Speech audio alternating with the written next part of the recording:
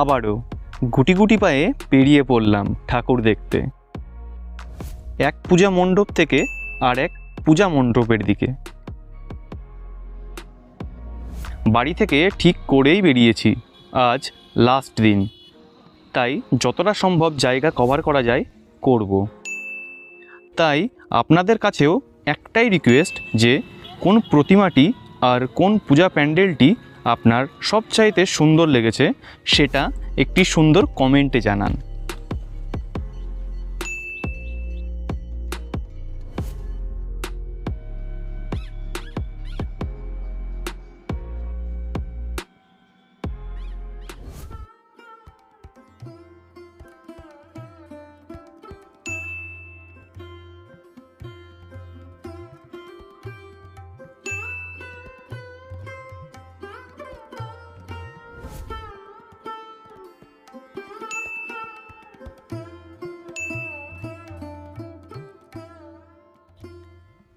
ঠাকুর দেখতে বেরিয়ে শহরের তুলনায় গ্রামের একটা জিনিস আমার খুব সুন্দর লাগে, যে এখানে কোনো ভিআইপি লাইন নেই, কারণ আমরা সবাই ভিআইপি।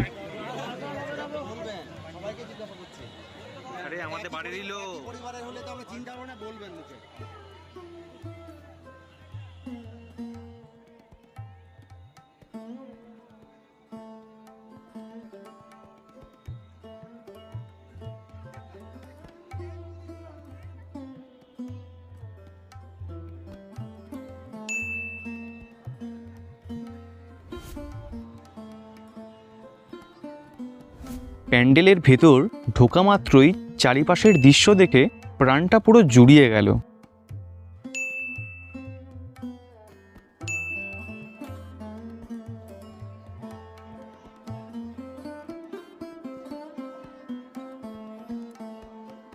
তাই যাই হোক, টুক করে সুযোগ বুঝে কয়েকটা সেলফি তুলে নিলাম।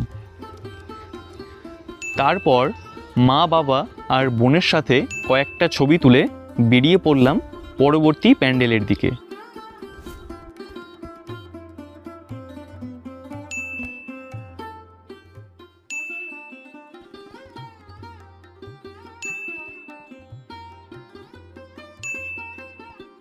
এখানে আসা মাত্রই নিজেকে আর আটকাতে পারলাম না, কারণ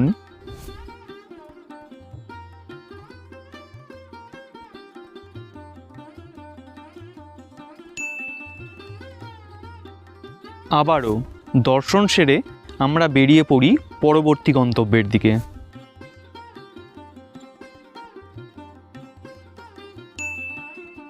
ছোট থেকেই দেখে আসছি পাশাপাশি দুটো প্যান্ডেল, আর দুটোই সেরা, কেউ কোনো অংশে কম নয়। আমি আপনাদের এক এক করে ঘুরে দেখাচ্ছি।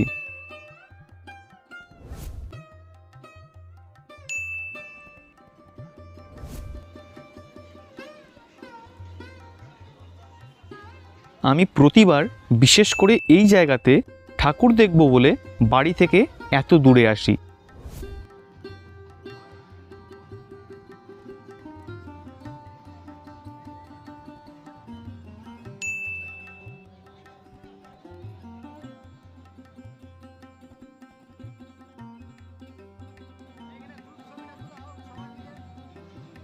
আমার তো সত্যি দুটোই ভালো লাগলো, আর আপনাদের কোনটা ভালো লাগলো প্লিজ কমেন্টে জানান।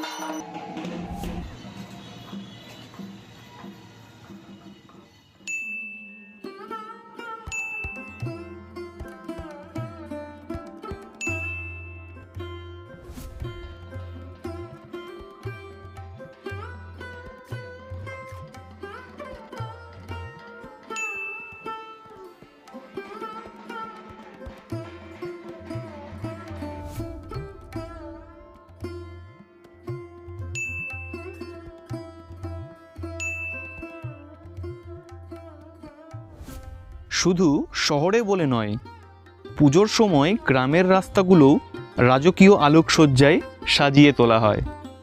যদি একটা সিম্পল কনসেপ্টকে কিভাবে ইউনিক বানাতে হয় তা দেখতে হলে প্রতি বছর আপনাকে এখানে আসতেই হবে।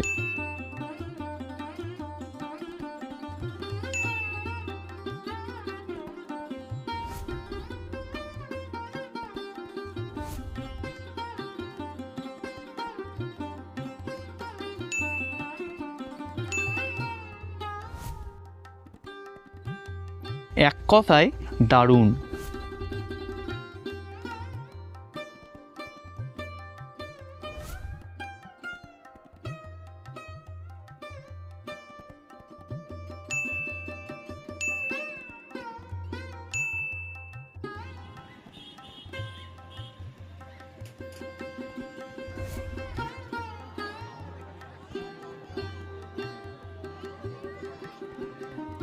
শত শত মানুষের ভিড়, আর অন্যদিকে আমি ফোন হাতে নিয়ে গোল গোল ঘুরছি।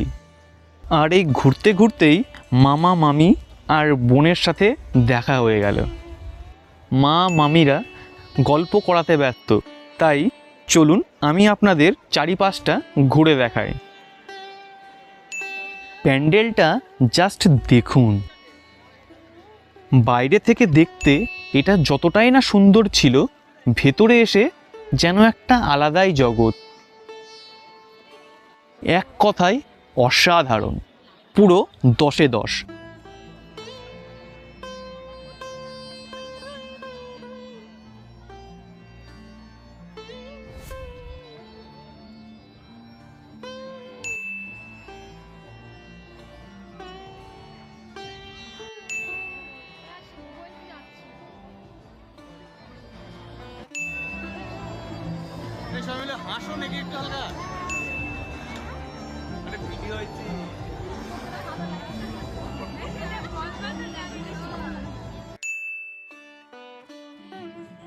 আমার দেখা আজকের সেরা।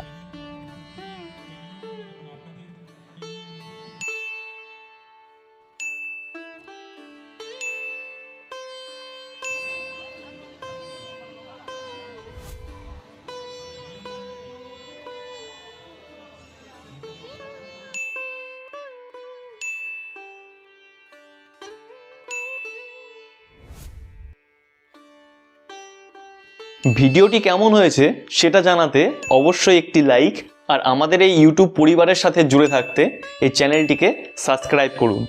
আপনাদের সাথে আবারও দেখা হচ্ছে এই স্ক্রিনে আসা পরের ভিডিওতে। ধন্যবাদ।